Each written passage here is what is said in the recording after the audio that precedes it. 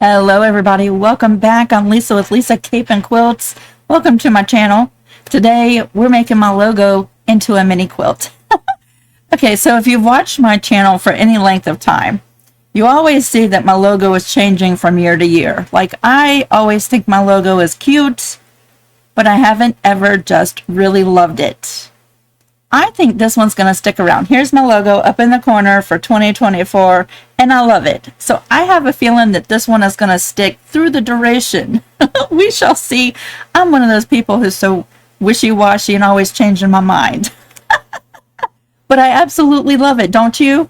And so when I showed y'all this earlier this year, many of you asked if we could turn that into an actual quilt project. And so that's what we're doing today. Today I'm going to walk you through making this mini quilt. It measures 21.5 by 21.5. The pattern is free. It's down in the description box. And you know what? I did a cut file. So if you have a Scan and Cut, a Silhouette, a Cricut, any of those cutting machines, you can jump over to my Etsy shop. Let me show you on the screen what that looks like. There you go. That's the cutting file that you can get. That link is down below as well.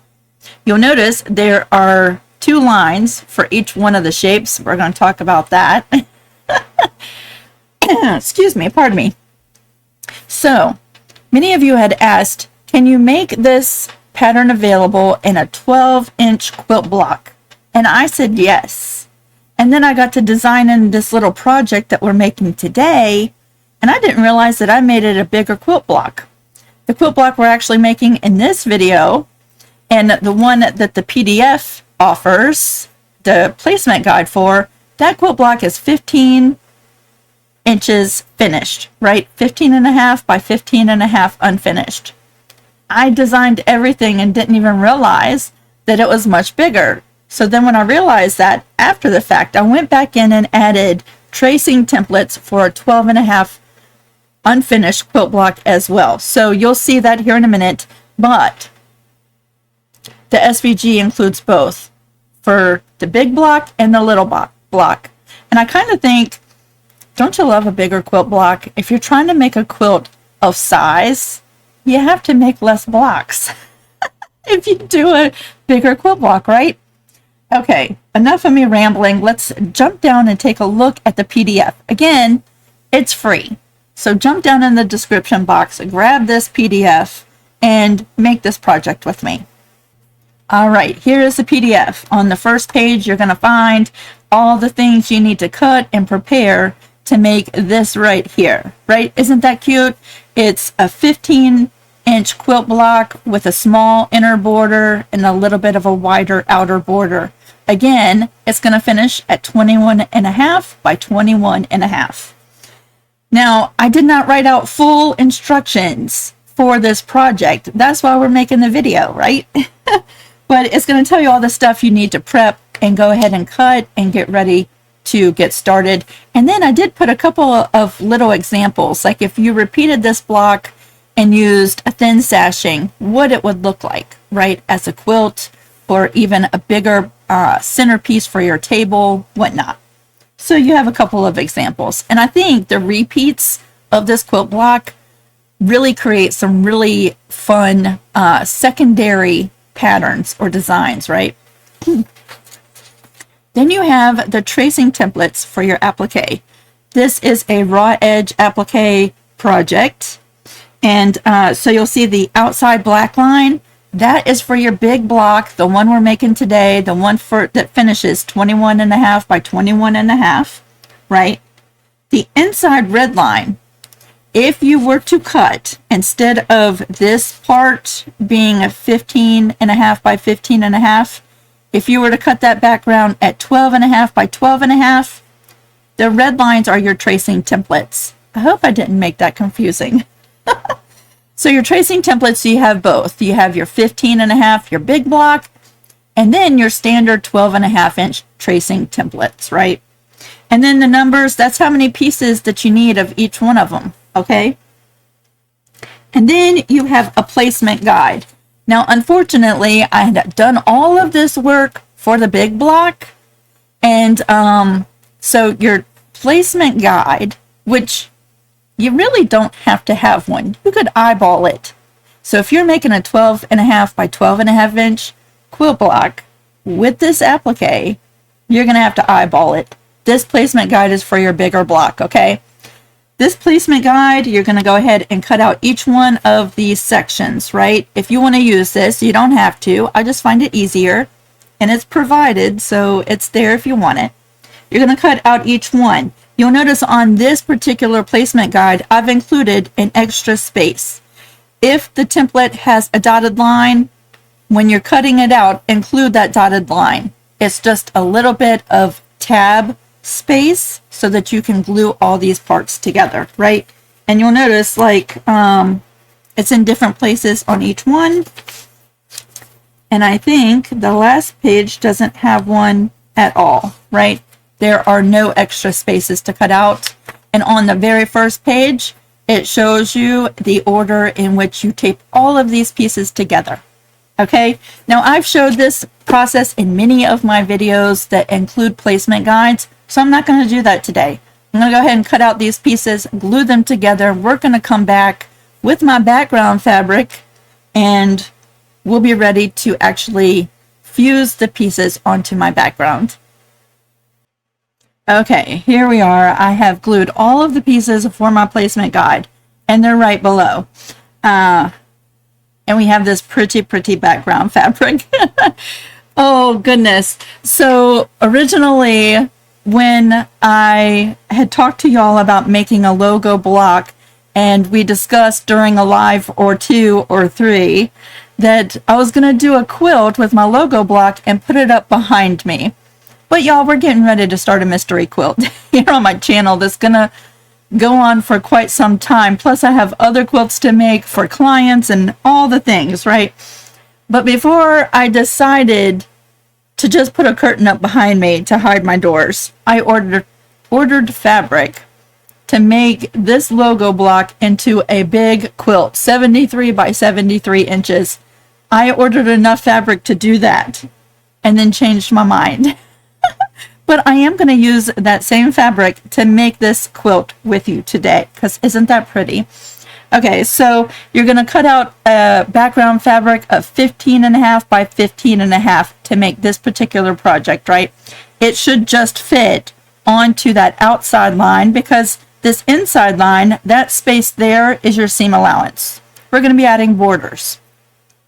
So your background fabric should just fit right to that outside line, right? Now this is a bigger placement guide for a bigger block. That's why there's 9 different sections to tape together. And if you choose actual size or 100% when printing off your pattern, it should be exactly the same size. Now because this is bigger and I can't quite see the design or the template pieces through this particular fabric, I'm going to go ahead and clip with some binder clips this fabric in place, and I'm going to use my light pad. And I just want this fabric to stay exactly where it's supposed to as I move things around on my light pad, right? Whoops, I kind of moved things around a little bit. So just let me tell you, before I cut my background fabric, I did starch it and give it a good little press so it has a little bit of starch in here, right? And so you'll probably want to do that with your background fabric before you cut it to the 15.5 by 15.5 inch block. Now these clips are just going to keep this in place as I move things around my light pad, because my light pad is one like this, right? It's not very big. It's big enough to do a lot of stuff, but for something of this size, I have to shift this around. So I'm going to just place this right underneath. Now I cannot use heat with this particular LED light pad. So what I'm going to do is use a glue stick and temporarily place these things in place, and then move it over to my pressing board and press everything down, right? That's how I'm going to do it. And see, as soon as you turn on that light pad, you can see right through that fabric and see where everything is supposed to go. So I'm just going to start by placing a little bit of glue stick, just enough to keep these fabrics in place so I can move everything around and they're not going to move around on me. See that? All right, I'm going to place all of these hearts. And then when we come to the flowers, the first thing I'm going to place is the stem, because I want that to go underneath of the green portion that looks like a V, right? I'm going to place the stem, and then I'm going to place the red portion of the flower, and then on top of that, I'm going to place the green leafy part of the flower. Okay, that's how I'm going to do that. But I'm going to fast forward this part of the video so you're coming along, but it's not going to take that long to do, okay? Again, the glue is just temporarily holding these pieces in place. We still have to use heat to fuse them down.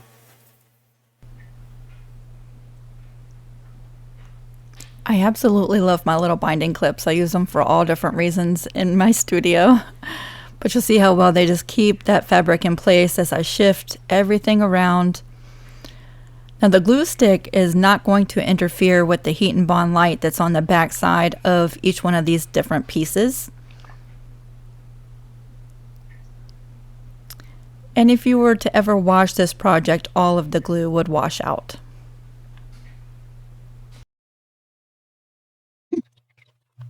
Okay, so now see how I was able to just place everything at one time just using that glue stick. Each one of my fabrics I cut out using my scan and cut, right? So that's how I was able to cut it so precisely. But I used my scan and cut, and these pieces do have heat and bond light on the back side. So now we can warm up the iron. Get that going, and we're going to just shift this right over to my pressing mat, and we're going to fuse all of these pieces at one time. Okay, here we go, and I'm just letting that iron warm up just a smidgen before we start fusing. I do love these fabrics. Now, I bought the background, I bought the red, I bought the gray you're going to see here in a little bit, and what else did I buy? Oh, a brown for my binding. And this green fabric here was my Aunt Avis's. So isn't that pretty? I just love that so much. So now we can go ahead and just start fusing down each one of these pieces. And because it's heat and bond light, we will have to stitch these down, right? But if you are extremely new to applique, and the thought of stitching down these pieces is going to be something that's going to keep you from making this block, right? Because you've never done it and it looks scary and intimidating. First, I just want you to give it a try, because you'll find that the more you do it, the easier and less scary it is. And of course, as with everything, the more you do it, the better you get, right? But if you don't want to stitch them all down and you just want to make this project a lot quicker, use a fusible that is permanent, like the Heat and Bond and the Red package. Or there's other brands out there too that are permanent as well. Heat and Bond just seems to be my favorite. It's easy for me to get. It's a good value for the price, right? It just tends to be my favorite. But find yourself a fusible that is permanent, and then you don't have to stitch down any of these pieces. For me, because I love applique, that's one of my favorite parts, is stitching down everything. All right, we're just fusing each one of these pieces down. You'll see that glue stick, it just worked long enough to keep these in place so I could place them and then move that over here and fuse everything down.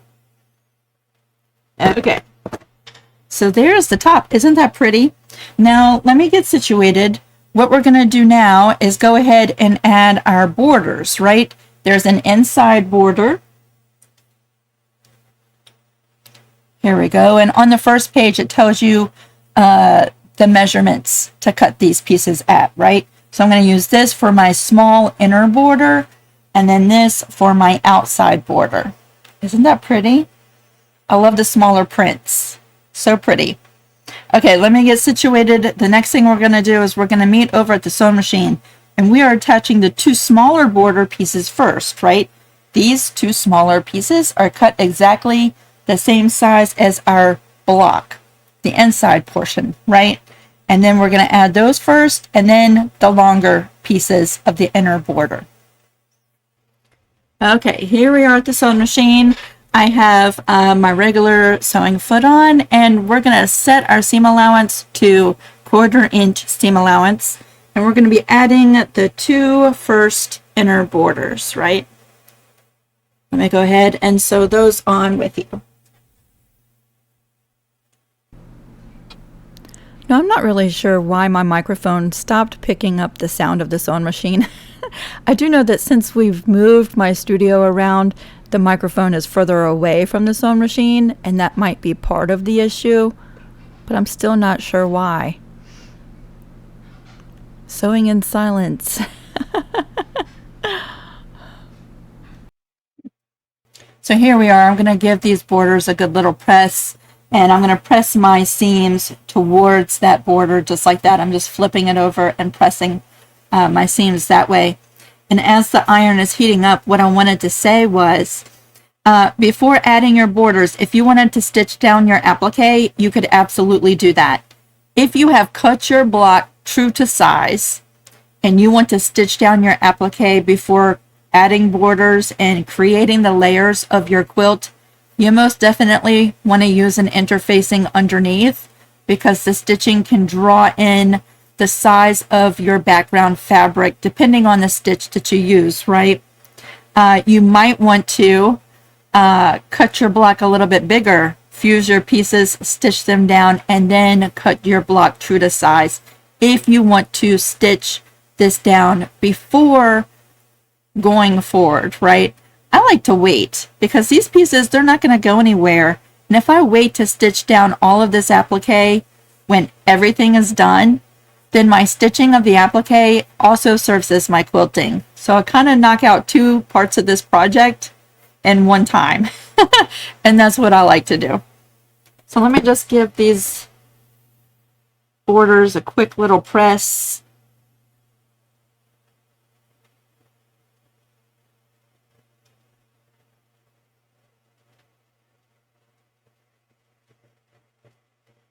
Isn't that going to be pretty? So we're going to press these two first sides, and then we're going back to the sewing machine, and we're going to add the other two pieces. Ooh, I'm sorry, I hit the camera.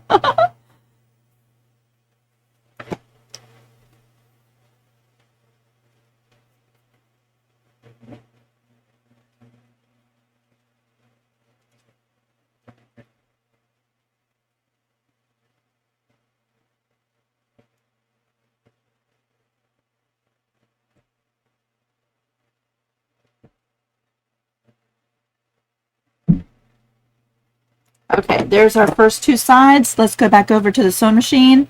We're going to add the top and bottom. Again, we're sewing in silence. I really think I should get some background noise recorded of some sewing machine noises so that I could play that in these awkward silent times. Or play some music.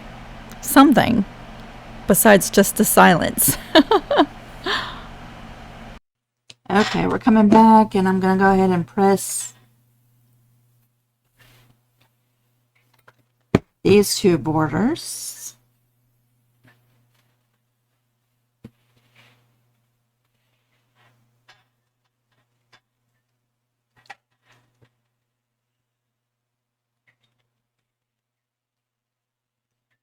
If you wanted, you could stop right here with just this smaller, thinner border. I think that would be pretty.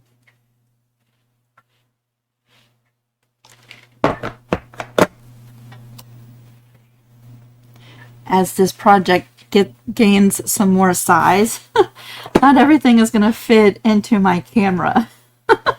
I'm so sorry.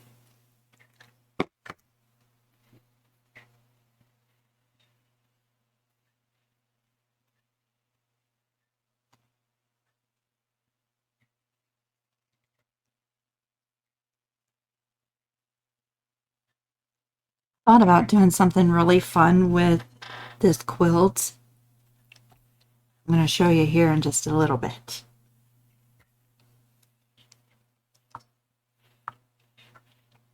Okay, once you've pressed those two borders, you're going to start with your outer border, right? And on the front page, you'll see the measurements for these two pieces, but there will be two shorter pieces. Those are the ones that we're going to add first. So I'm going to go ahead and add that to that side and this to this side. Let's go do that. I certainly do think that speeding up these parts of the video saves a lot of time. I was actually recording this whole entire video. It took about 3 hours, starting and stopping and things like that. But one of the things I love to do is bring you along for the whole entire project so you see all of the steps. But speeding these parts up, I think, is really helpful because I want to get you sewing and on your way. So you see the steps, but you're not here for the duration of the whole entire project. Isn't that going to be so pretty? I love that gray. Okay, here we are. Here is my little mini quilt top. Isn't that pretty? It's going to be so pretty, right? Okay, so you could just layer your project just like this and start stitching down your applique and doing some quilting, right? I kind of wanted to do a little something extra on this quilt, which is totally not necessary, but I think it would be fun. Have you heard of trapunto? I'm going to go ahead and take my little templates and I'm going to cut out the heart shape and we'll be right back. Okay, I'm going to do a little trapunto, which means I'm going to make the hearts a little bit puffier than the rest of my quilt, right? So all I did was I cut out the heart shape template, and of course I used the black line because my project is the bigger one, right? If you're doing the 12-inch quilt block, you would cut out on the red line if you wanted to do this little trapunto. So all I'm going to do is I'm going to cut out 4 of these shapes from a very, very thin quilt batting. This is just Warm and Natural. It's what I'm going to be using for the entire quilt, right? But it's just going to be a little bit of extra padding in these heart shapes, right? I don't want it to be too thick. Just a little something extra. We'll see if it makes these heart shapes pop. So all I'm going to do is I'm going to trace these hearts onto my quilt batting. And I'm using a heat erasing pen. We'll see if that works. And then I'm going to cut out these heart shapes from my batting. The line is really faint. I'm going to go ahead and use this, trace and cut out my hearts.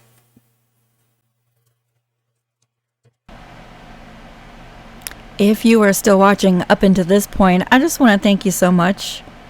Thank you for hanging out with me and watching along. If you give this video a thumbs up, that would be awesome. Thank you so much.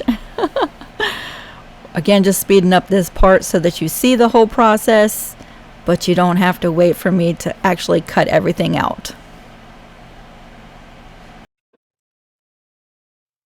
Okay, here's my little extra little hearts, right? Again, this step really isn't necessary. You don't have to do this. And I did not account for the extra batting on the first page. So if you have little scraps of batting and you want to do this, you'll need your little scraps of batting. So we're going to pull this quilt top over here, and without using my light pad, it's going to be a little bit hard to see. So you could just see it. If I hold this up, you can, right there, right? That's the heart shape. I want to use a glue stick again and just temporarily baste these extra little hearts right in place, but it's going to be hard for me to see, so I'm going to have to hold this up to the light just like that.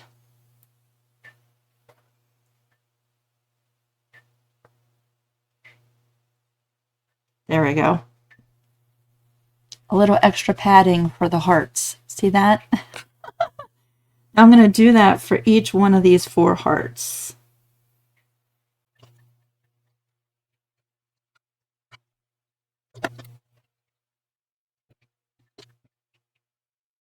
All right, there's my extra padding. Now let me go grab my quilt batting and my backing, because at this point we're going to go ahead and layer this quilt, right, with everything that we need to finish up this quilt project.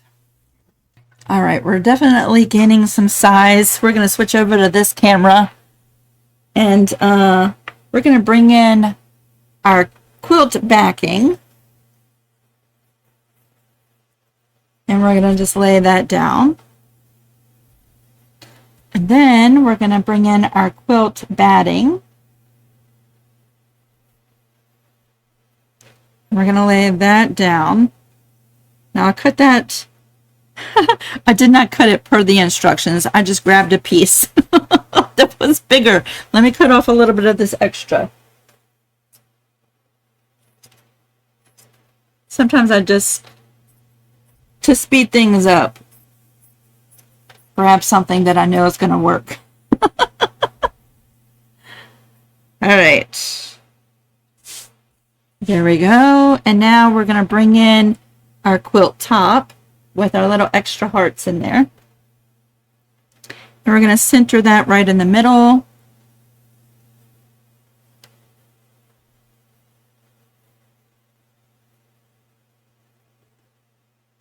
The back goes beyond all of these pieces.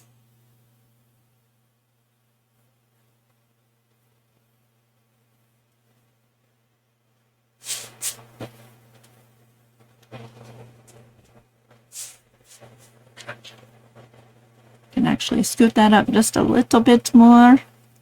There we go. Now you can glue base this, or you can pin base this. Y'all know me, I'm going to glue base it. And I don't know if you can tell, but there's a little bit of extra puffiness right around my hearts. So let me glue base this. I'm going to use my Elmer's glue stick and just glue base all of the layers and then dry that glue with my iron, okay? I'm not bringing any wet glue over to my sewing machine. None at all. And it's perfectly okay to sew through the glue if the glue is dry. I am still using my purple glue sticks. I have about 12 more left to go. I really want to order some more clear glue sticks though. You'd be surprised on how many people don't know about using glue sticks or glue in basting and doing applique and things. It is totally safe to use a glue stick or glue in your quilts if it's totally dry. Don't sew through the wet glue though.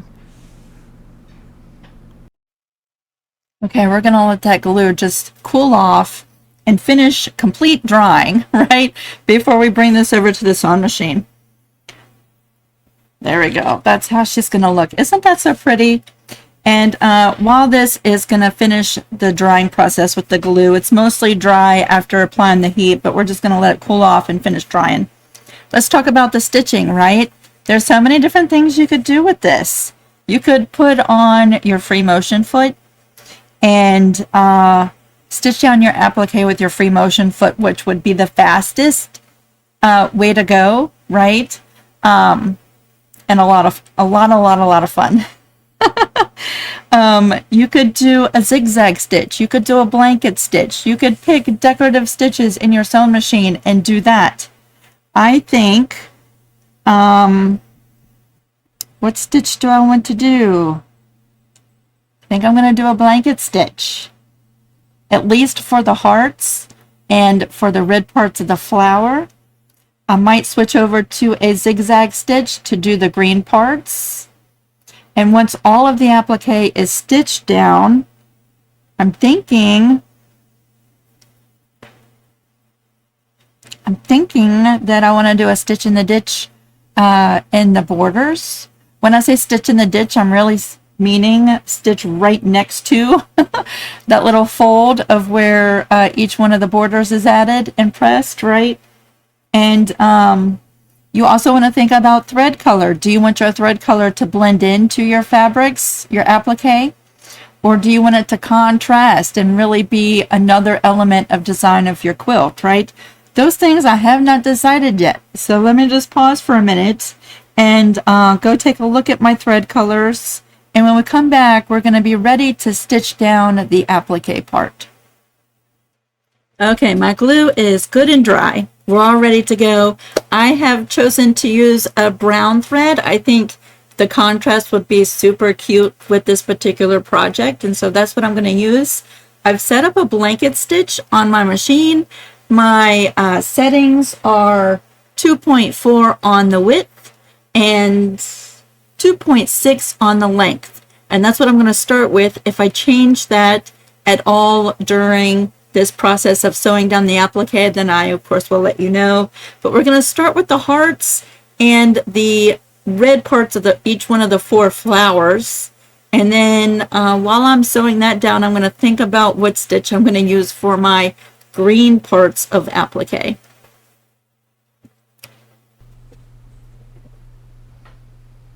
Now this part of the video, actually when I was recording in real time, took about 45 minutes. I have sped this part up about 10 times faster so that you see the whole thing, but we're not here for 45 minutes while I'm sewing everything down. I'm starting with the hearts and the red parts of the flowers using that same blanket stitch. I think it's a really good idea for you to see how I have to manipulate the quilt in my throat space, although I do have about 8 or 9 inches of throat space, which is pretty decent, right? This quilt, being 21 inches, is still a good sized little quilt, and I do have to manipulate it here and there, just feeding everything around.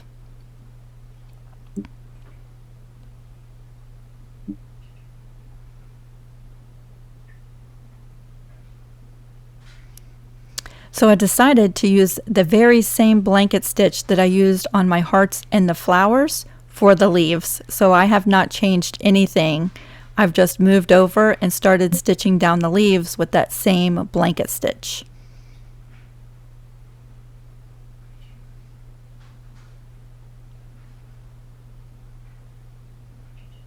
I feel like I need to sing a song or something.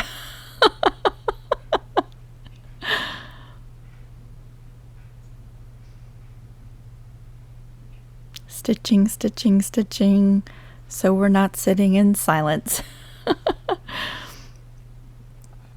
One of these days I'm going to have to figure out how to record the sound of the sewing machine.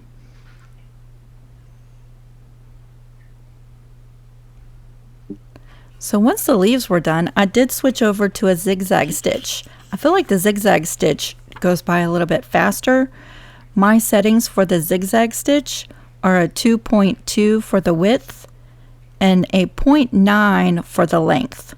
So it's a fairly smaller zigzag stitch, and the zigs and the zags are pretty close together.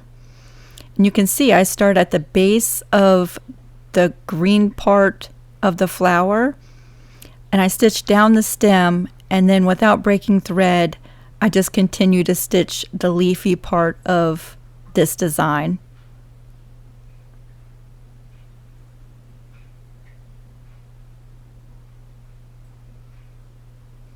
And then I switched over to a straight stitch, and just inside that first inner border, I'm just doing a straight stitch all the way around, and then I do the same thing for the larger border all the way around, just anchoring and quilting that in place. Now, so that I get the true effect of the trapunto, I have switched over to the free motion foot and switched the color of my thread to a thread that's just going to blend in with the background. And it's been a little while since I've done any free motion work, but here we go. I'm just doing what I like to call a haphazard little meandering. There's really no order to it except to anchor and stitch down that background to allow the trapunto of the heart to puff up a little bit, and for all of those applique pieces to really be anchored down in place. And I want you to focus on the middle of the quilt See all of the puffy and fullness of that fabric after stitching down the applique? When I get to that part, I want you to pay real close attention of what happens to all of that loose fabric.